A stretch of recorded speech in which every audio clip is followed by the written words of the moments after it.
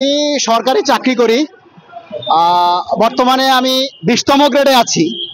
তো 20তম গ্রেডের একজন সরকারি কর্মচারী। আমার বেতন স্কেল হচ্ছে ৮,২৫০ টাকা। আমি 2005-এ আমি যোগদান করেছি। তো 2005-এ আমি যোগদান করার পরে আমি 8 বছর পরে একটা টাইম স্কেল পেয়েছি। 8 বছর পর একটা টাইম স্কেল পাওয়ার পরে আমার এই টাইম স্কেল প্রথাটা সরকার বন্ধ করে দেয়। তো বন্ধ করে দেওয়ার পর আমার আর কোনো পদোন্নতি হয় নাই। তো পদোন্নতি না হয় ৮,২৫০ টাকার যে বেতন, তাতে সব মিলাই আমার 14 থেকে 15,000 টাকা হয়। তো আমি যে বাসায় থাকি সে বাসাটা ভাড়া হয় আমার 8,500 টাকা। 8,500 টাকা ভাড়া।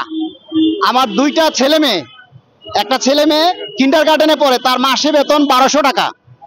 আমার একটা ছেলে পড়ে কলেজে, তার বেতন 2,500 টাকা। ঠিক আছে? তো এই যে টাকা, এত তো আমার এই টাকা এগুলি শেষ হয়ে গেছে। আমি খামো কি বলেন আপনারা? আমি কি খাবো বলেন? যার কারণে চাকরি শেষে আমি বাধ্য হয়ে অটোরিকশা নিয়ে রাস্তায় নামতে বাধ্য হয়েছি। তো আমার সরকারি চাকরিজীবী হচ্ছে একটা দেশের প্রথম শ্রেণীর জনগণ। তারা উন্নত বিশ্বে দেখবেন যে সরকারি চাকরিজীবীরা কিভাবে আছে আর বাংলাদেশের চাকরিজীবীরা কিভাবে আছে। তাহলে আমরা কোথায় যাব? আমাদের সরকার একজন আসে আর একজন যায়, তারা সব কিছু করে, কিন্তু সরকারি কর্মচারী যারা, এই দেখেন সামনে যে নির্বাচন আসবে না, নির্বাচন পরিচালনা করবে কারা? সরকারি কর্মচারীরা। আপনারা পারবেন ভোট নিতে? এই যে বিভিন্ন স্কুল কলেজে শিক্ষকরা ভোট নিবে, বিভিন্ন অফিস আদালতে যারা অফিস সহকারী হিসেবে চাকরি করে তারা ভোট নিবে। এই যে পুলিশ আছে দেখেন, এই যে পুলিশে যারা কনস্টেবল পদে চাকরি করে তারা অনেকে আমার রিক্সায় চড়ে, তারা বলে, কান্না করে, কয় ভাই পকেটে টাকা নাই, মাস শেষে চলতে পারি না। আর এখন তো আমরা ঘুষ খাই না, কেউ টাকাও দেয় না, দিলেই পেদানি দেয়, এজন্য কেউ আর ঘুষ খাওয়ার সুযোগ পায় না। তো এই মানুষগুলি চলবে কিভাবে আপনারা বলেন?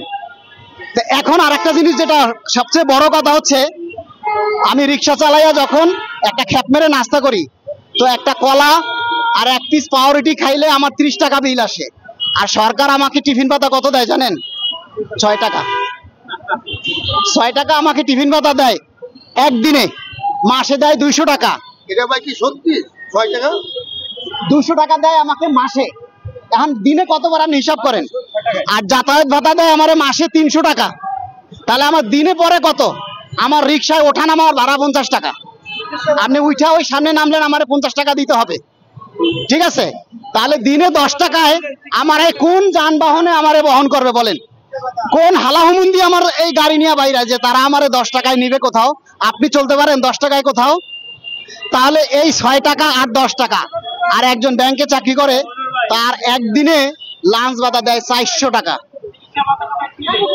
ঠিক আছে? একদিনে লাঞ্চ ভাতা দেয় ব্যাংকে 400 টাকা। তাহলে মাসে কত আসে?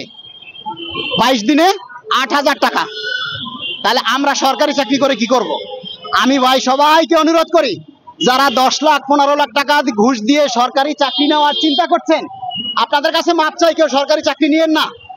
আপনারা ব্যবসা করেন, স্বাবলম্বী হন, আপনাদেরকে স্যার বলবে মানুষে।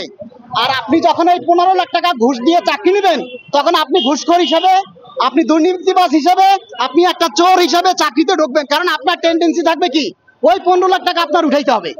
তো ওই 15 লাখ টাকা উঠাইতে গেলে আপনাকে কি করতে হবে? চুরি করতে হবে। এক ফাইল আরেক জায়গায় নিতে গেলে আপনার টাকা না দিলে নেবেন না, টাকা না দিলে ফাইল আপনি গায়েব করে ফেলবেন, আলমারিতে ফাইল খুঁজে পাবে না, এভাবে আপনি টাকা আদায় করবেন। আপনার ওই 15 লাখ টাকা আদায় করতে হবে, তাই না? তাহলে আমি সবাইকে বলবো, সারা বাংলাদেশের এই যে যারা ছাত্র, যারা সমন্বয়ক হয়েছে, বিশ্ববিদ্যালয় থেকে পাশ করে বের হয়, আপনারা সরকারি চাকরি করবেন না? আপনারা সরকারি চাকরি নেবেন না? তা আজকে আপনারা বিভিন্ন আন্দোলন করেন, সরকারি চাকরির দাবিটা আপনারা তুলে ধরতে পারেন না? এই যে হাসনাত ভাই, এই যে সার্জিস আলম, আপনারা দুনিয়ার বিষয় নিয়ে কথা বলেন, সরকারি কর্মচারীদের নিয়ে আজ পর্যন্ত আপনারা একটা কথা বলেন নাই। ওরে ভাই, আপনি না করেন, আপনার আরেক ভাই, আপনার আরেক বন্ধু সরকারি চাকরি করবে না? সেও তো এসে আমার মতো রিক্সা চালাবে, তারও তো বাঁচতে হলে আমার মতো এসে রিক্সা চালাতে হবে।